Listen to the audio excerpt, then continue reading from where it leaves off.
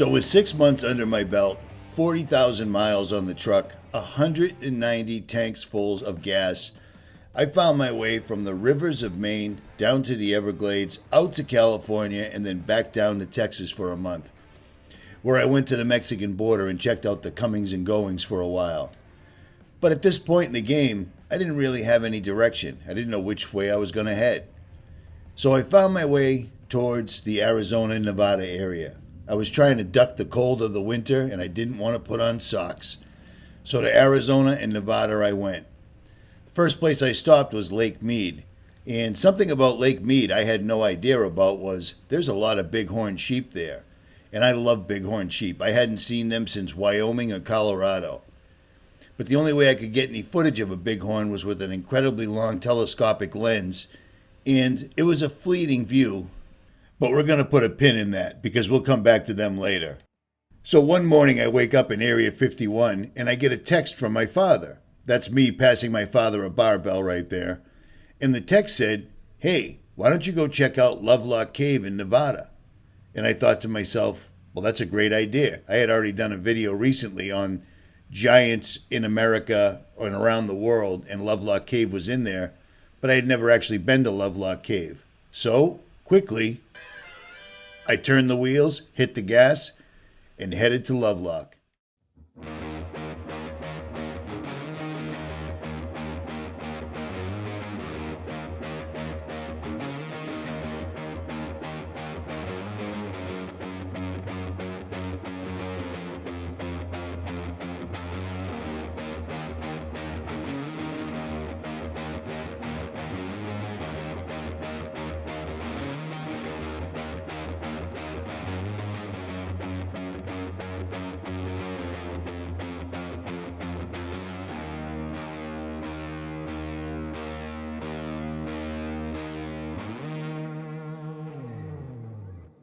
So while I was heading towards the Lovelock Cave, Nevada area, I came across this beautiful lake near a military base. The name escapes me right now.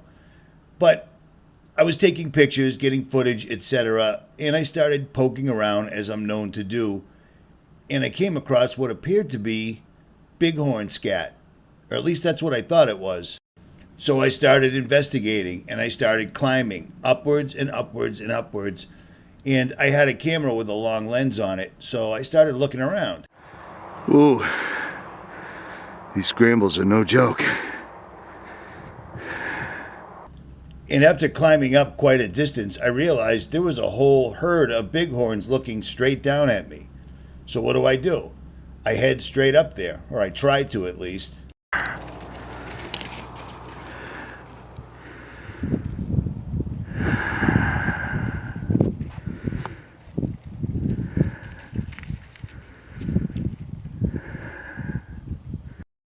So while spending hours upon hours at Lake Mead, simply trying to get a really grainy telescopic video or picture of a bighorn at Lake Mead, I had these guys running right by me. I mean, there was an amazing amount of them. There must have been 40 of them, and I climbed my way right into the middle of their pathway, and fortunately, they don't attack, which was awesome, because that would have sucked. I thought of that when it was a little bit too late.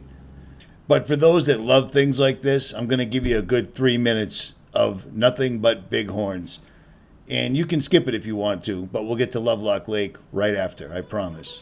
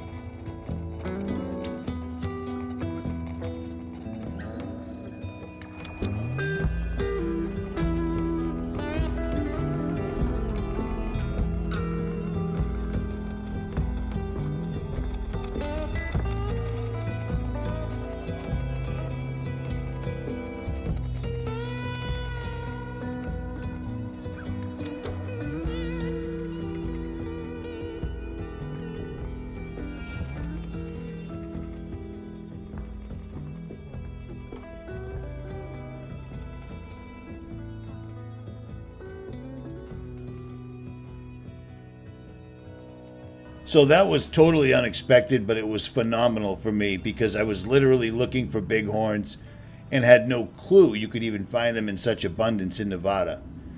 It took me, I was standing on the top of rocks where I should not have been whatsoever at all. I'm in bighorn country, but it all worked out well, and I made my way to Lovelock Cave, and it was a long, long ride.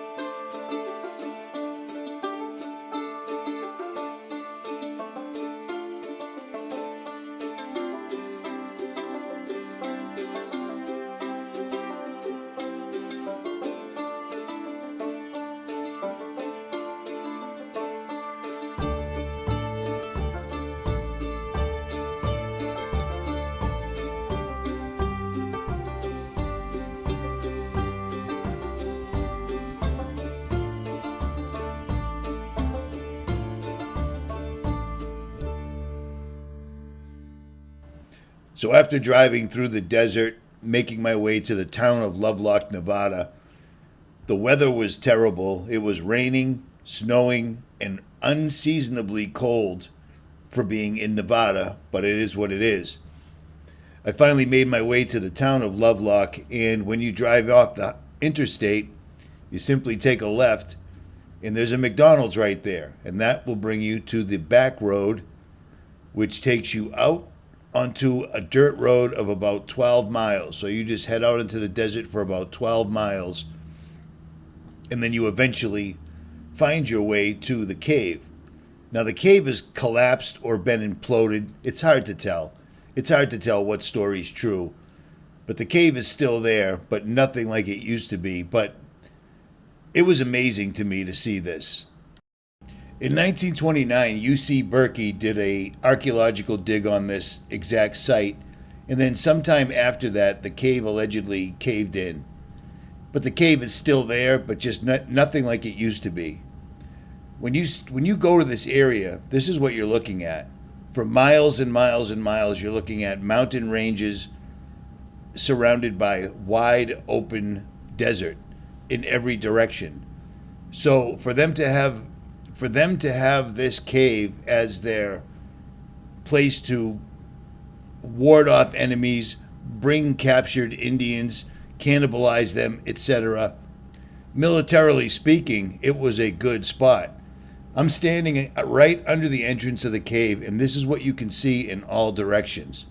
So nobody was sneaking up on these guys, and the fact that the Indians actually got the drop on them says a lot, in my opinion. So before I give you the history on the cave, I'm going to show you the cave itself. This is the entrance right there, where the little red arrow just pointed to.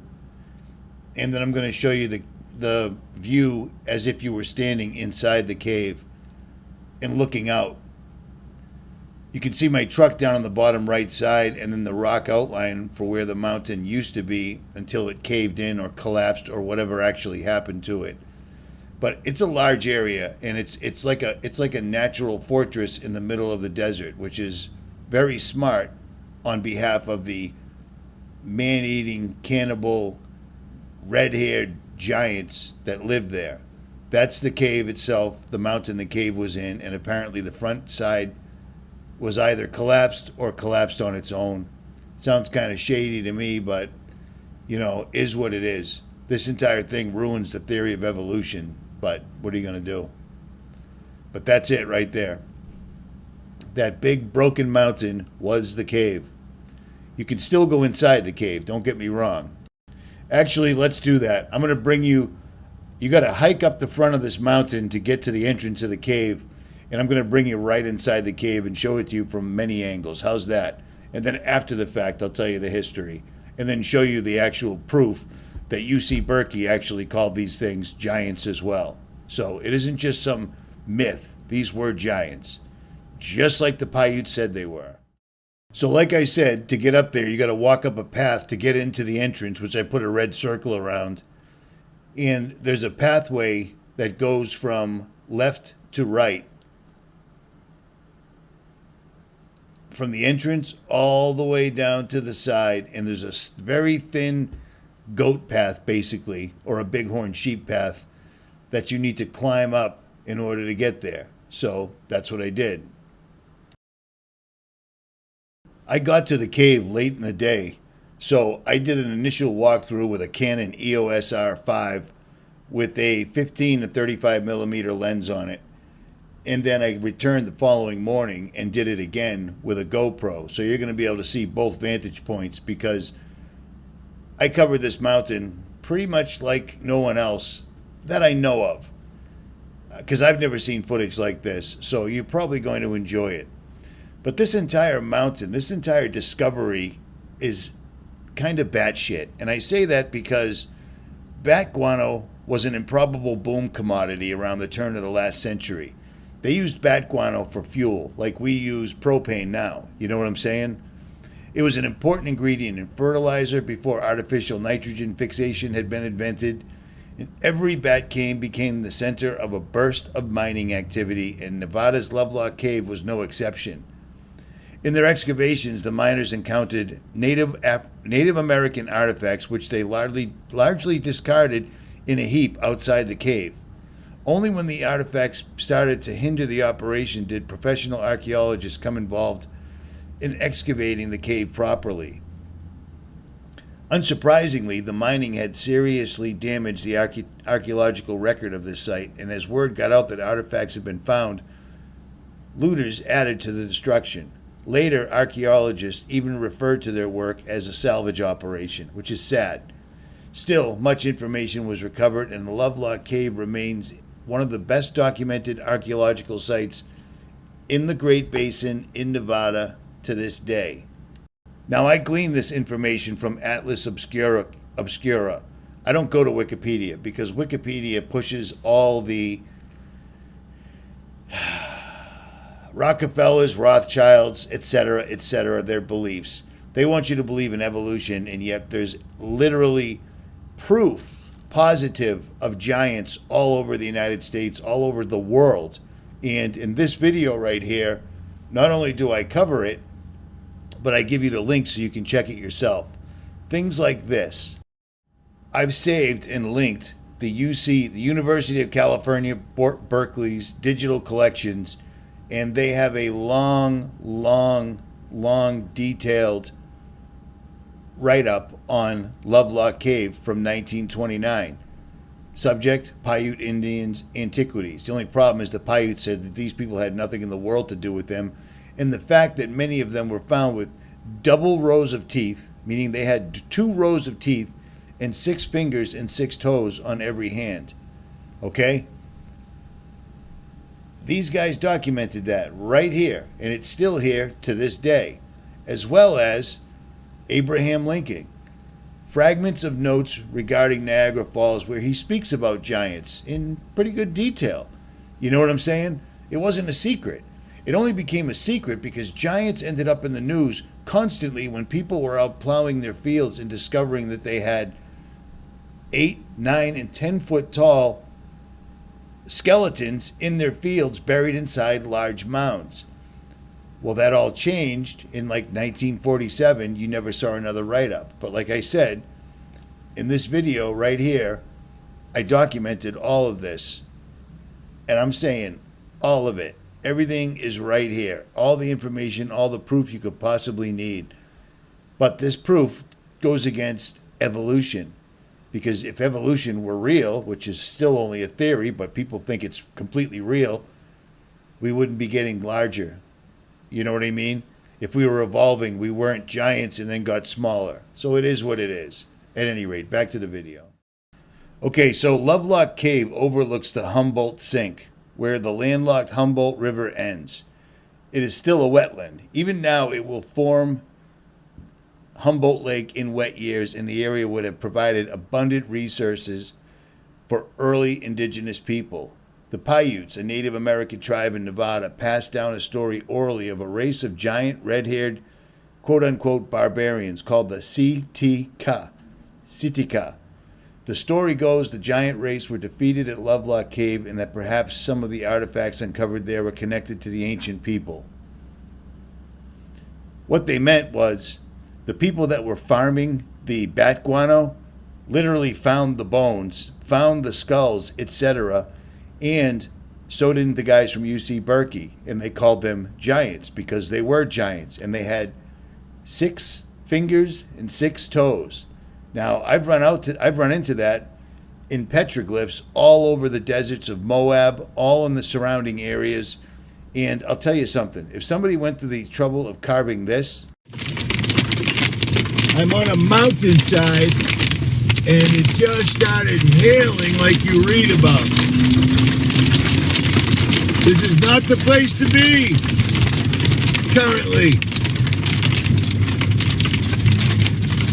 But when you're searching for petroglyphs or evidence of fallen angels carved in stone, this is the place to be. Oh my.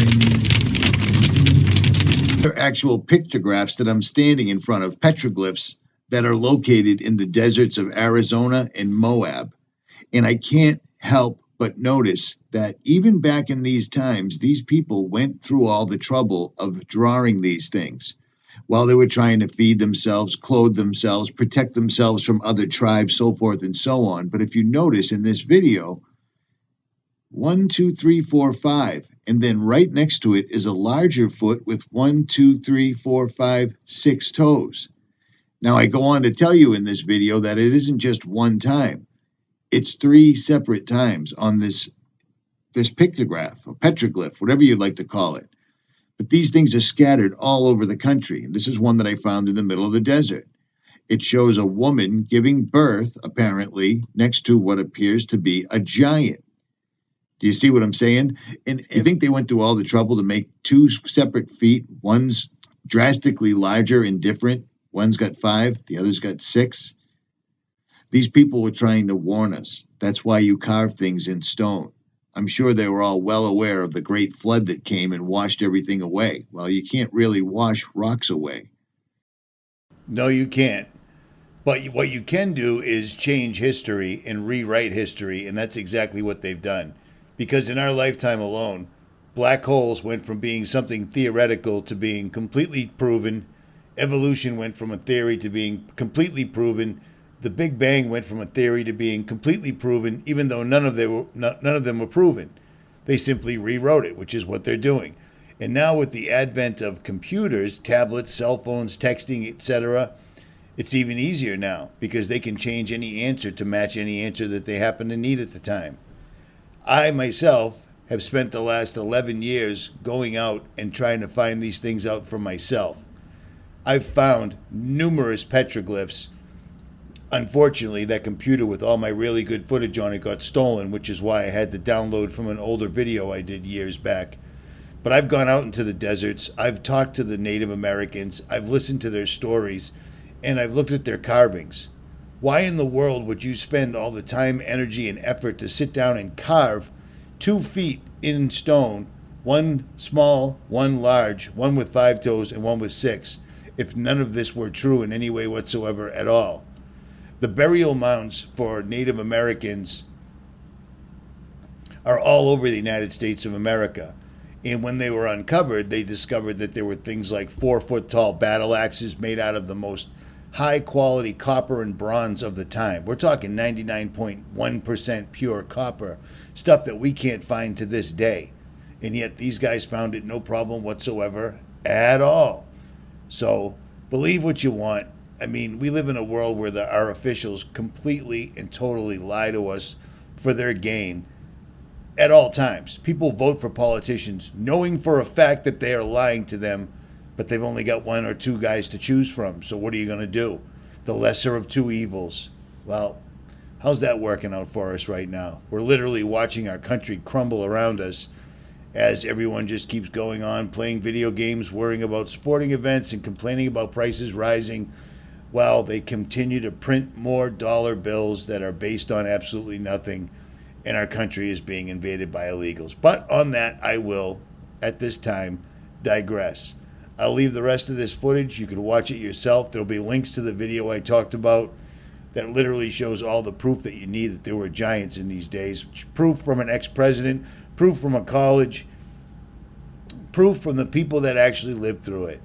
Or you can listen to what experts say these days, people that have never actually set foot in these places. At any rate, here we go. Enjoy.